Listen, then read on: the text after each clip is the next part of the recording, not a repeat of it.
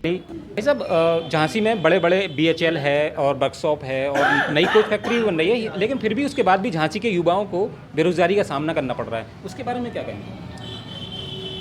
जब से ये वर्तमान में सरकार पहले केंद्र में आई, अब फिर उसके 2 साल बाद उत्तर प्रदेश में आई, इनका केवल एक सूत्रीय कार्यक्रम है कि हम 47 वाले भारत में हिंदुस्तान को भेज दें। मोटा पहनो, मोटा खाओ, पैदल चलो, पंखे की हवा ना लेके नीम के नीचे सो। ये 47 की स्थिति है, क्योंकि उनने रोज़गार ख़त्म कर दिए, महंगाई चरम पे पहुंच गई, लोगों की जो नौकरियां थीं, कोरोना का बहाना लिया, लोगों की नौकरियां चली गईं, टोटल प्राइवेटाइजेशन करते चले जा रहे। जब हम भाई सरकारी उपक्रम किस लिए होते थे? केवल इसलिए है कि जैसे रेल है, तो रेल जनता को कम पैसे में उसके गंतव्य तक भेजने का काम था। प्राइवेट बस में आप जाओ इंदौर, 900 रुपये लगता है। हम आप ट्रेन से जाएंगे तो 200-300 रुपये में हम पहुंच जाते हैं रिजर्वेशन में लेट के। तो ये टोटल प्राइवेटाइजेशन करके केवल लोगों को बेरोजगार बनाने की तरफ जा रहे हैं। अब आप सरकारी नौकरी, जब सरकारी विभाग सारे के सारे प्राइवेट हो जाएंगे, तो फिर आप किस उससे जाएंगे? हम बीटेक करा रहे हैं बच्चे को, हम बच्चे को एमबीए करा रहे हैं, हम बच्चे को सरकारी नौकरी के लिए प्रिपेयर कर रहे हैं, लेकिन जब गवर्नमेंट के डिपार्टमेंट ही नहीं है तो नौकरियां कहाँ मिलेंगी? फिर बच्चे जब पढ़ के आएंगे तो प्राइवेट में जाएंगे, और प्राइवेट वालों की तो हुकूमत होगी 10 घंटे 12 घंटे आप काम करो, 5,000-7,000 रुपये आपको देंगे। तो हम पहुंच गए 47 के भारत में, क्योंकि स्थिति लोगों की बहुत ख़राब है। रोज़गार के नाम पे हम बहुत बड़ा ज़ीरो हैं। कानून व्यवस्था तो इतनी अच्छी है हमारे उत्तर प्रदेश की कि पिछले 4 महीने में झांसी में 11 मर्डर हुए हैं, डबल मर्डर। उसमें से एक का भी खुलासा नहीं हुआ। थानों की स्थिति ये है, जहां 500 रुपये में लोगों के काम होते थे, आज वहां 5,000 रुपये लिया जा रहा है। भ्रष्टाचार चरम पे है, बेरोजगारी चरम पे है, महंगाई तो सुरसा की तरह बढ़ती चली जा रही है, और अभी सरकार के कान पे जू नहीं रहेगा।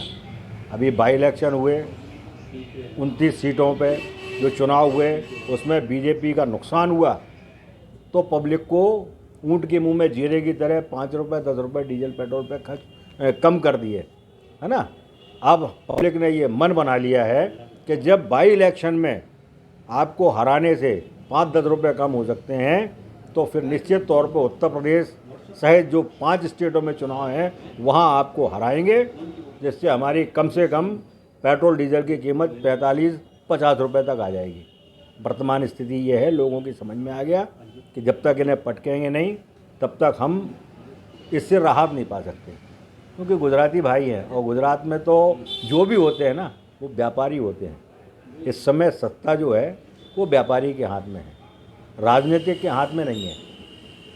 अगर नेता होता है तो वो पब्लिक वेलफेयर में जितने ज़्यादा से ज़्यादा काम हो सकता है वो करता है, लेकिन अगर व्यापारी होगा तो वो व्यापार में कितना कर सकता है, तो वो कर रहा है ना अडानी अंबानी के लिए। जो बड़े बड़े उद्योगपति हैं उनको आगे बढ़ा रहा है। जो हम आप जैसे मध्यम वर्गीय और गरीब लोग हैं वो रसातल में चले जा रहे हैं। जो कभी मध्यम वर्गीय हुआ करते थे, आज वो बीपीएल कार्ड धारक है। बेरोजगारी की ये स्थिति है। आने वाले समय में प्रधानमंत्री जी का भी दौरा झांसी में है, तो राजनीतिक उछाल में इतना क्या अंतर आएगा इसमें चुनाव में?